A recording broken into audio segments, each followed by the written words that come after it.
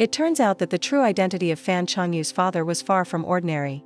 He was actually a military general of the imperial court. Years ago, Fan Changyu's father became entangled in a bloody case.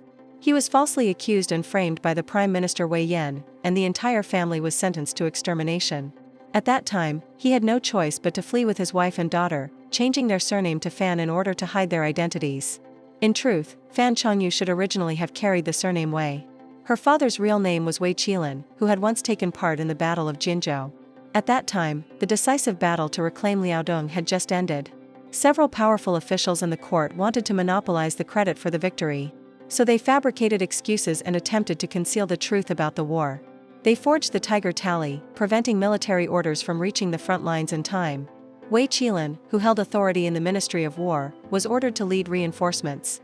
Unexpectedly, he was deliberately framed by treacherous officials and was ultimately accused of masterminding a rebellion, forced to bear the injustice for the rest of his life. Fan Changyu's maternal grandfather also lost his life because of this wrongful case, becoming a lingering pain in her mother's heart for many years.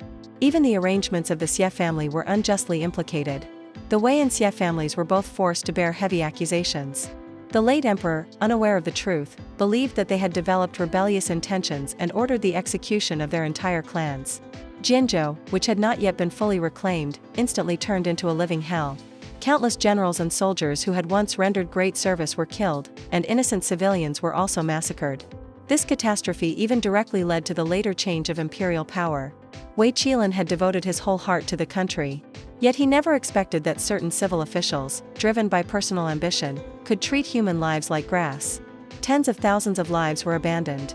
From then on, he took his wife and child far away from the court, living in anonymity under a different name and surname, spending the rest of his life as a humble pig butcher in the countryside.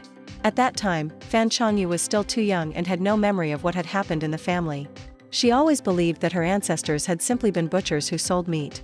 It was not until she met Xiejing that mysterious men dressed in black began appearing around the house, sneaking in one after another. At first, she thought they were targeting Xiejing. But after capturing one of them, he confessed that he had been ordered by General Wei to search for certain letters. Only then did Xiejing realize that those people had finally traced the whereabouts of Wei Qilin.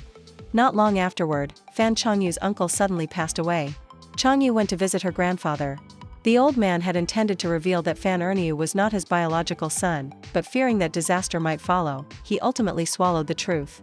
However, the people who had framed Wei Qilin in the past had now discovered the identities of the two Fan sisters, including Fan Changyu, and it was unlikely that they would let them go so easily.